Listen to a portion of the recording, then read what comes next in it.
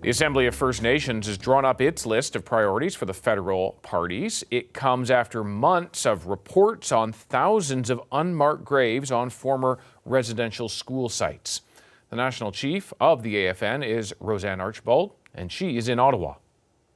National Chief, thank you very much for joining the program this afternoon. I wanted to start by talking about unmarked graves, which is something that we were consumed with barely a couple of months ago, and yet does not seem to have factored into the federal election campaign. Does that surprise you? No, I do feel that, this is a very difficult subject matter. It's very painful for not only survivors, but it's painful for Canadians to imagine their own children being found in unmarked graves in what are supposed to be schools. And so I think that as we move into the campaign, we are going to start talking about it. We are going to talk about it as First Nation leaders, and we're going to ask the party leaders also to address the issue.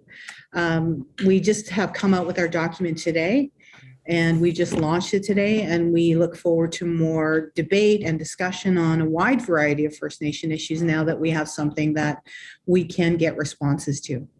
And I want to talk about the document that you released today, but as you note, with the campaign underway, we've heard the Conservative leader being asked directly what he feels should happen with flags, which remain on federal buildings at half-mast to honor those children who died at residential schools. He has said he'd like to see them go back up. You have said something different.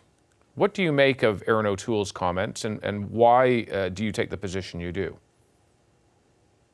Well, now is the time actually to be doing more, not less. And that is actually what I talked about this morning.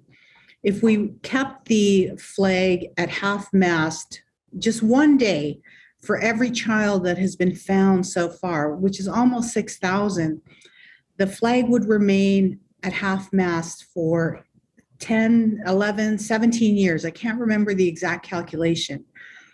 And so we are just in a few months into these recoveries that we're having right now. In fact, I'm looking right at Parliament Hill as I'm talking to you. And so again, it's really a time that for all Canadians to continue to reflect on these tragedies that our little ones have gone through. Why are flags the important symbol for that reflection? At what point should they go up? At what point would you be comfortable with them going back up? When we have more actions that have been taken to really begin to address the recovery of our children, particularly the healing of survivors and the healing of intergenerational trauma survivors. Dr. Pamela Toulouse, who's an Anishinaabe scholar, said that 100% of First Nations people suffer from intergenerational trauma, 100%. And that is, we can really point to these institutions of assimilation and genocide as being one of the main sources of this intergenerational trauma. So we need to see more action. I think the symbolism is something that is moving us forward to healing, which is what we really need to do. And as we begin to see more actions around the healing of our survivors and the healing of Canadians, because Canadians are very much empathetic right now, very much troubled and very emotional about their own children and our children. And once we see that action, then we can maybe look at other ways to symbolically honor our children. Right now, as I said, it's just not the time to be doing less. Here we are in the midst of an election campaign, and it's a time that many promises are made. You have come out with a position, a platform that calls on parties to commit additional funding and resources to First Nations, particularly those affected by unmarked graves. Beyond that, what are the things that you would like to see the party leaders specifically committing to during this campaign?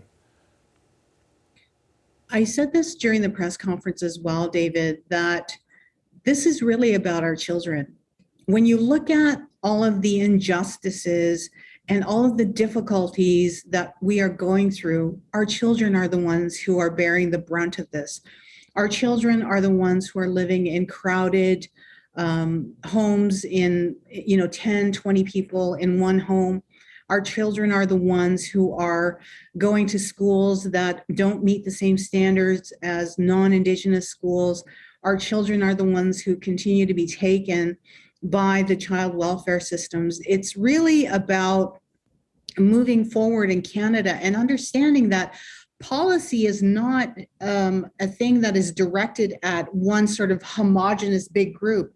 The real impact is in our children. And I think that's why this issue around the recovery of our children has really hit a chord with everybody. It's really struck a heart chord in people, in many people. And so I think that that's the path forward. That's why we called our document the Healing Path Forward, because, you know, policy and politics and all of the things that we have attempted to do in the past need to be ramped up to a new level that takes into account a heart-centered approach, a loving and caring approach to First Nations, so that people will begin to understand that we are worthy, that we are human, that we have the same kinds of issues and dreams and hopes that everybody has in this country. And so I think that now is the time in the election to really solidify these commitments from all the parties. My question is, why aren't the leaders of the parties having a debate on Indigenous issues? You know, we've done research here at the AFN. That's what you'd like to see. You'd like to see a specific debate about Indigenous issues.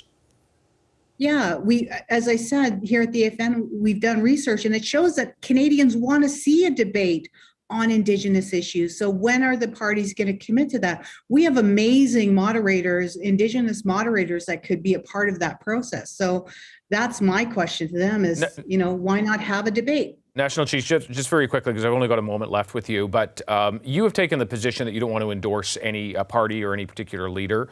Two of your colleagues in Manitoba have taken a different approach. In fact, they endorsed the Liberal Indigenous candidate at the NDP event, creating some awkward moments. But why are you taking the position of not endorsing? I have to work with whoever sits in the House, whether that person is a conservative, a liberal, or an NDP person.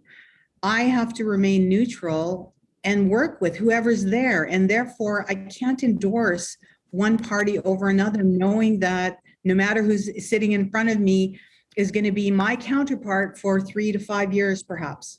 National Chief, thank you very much for your time. Thank you, David. Take care. Hi, I'm Vashi Capellos, host of Power in Politics. See more of our show by subscribing to the CBC News channel or click the link for another video.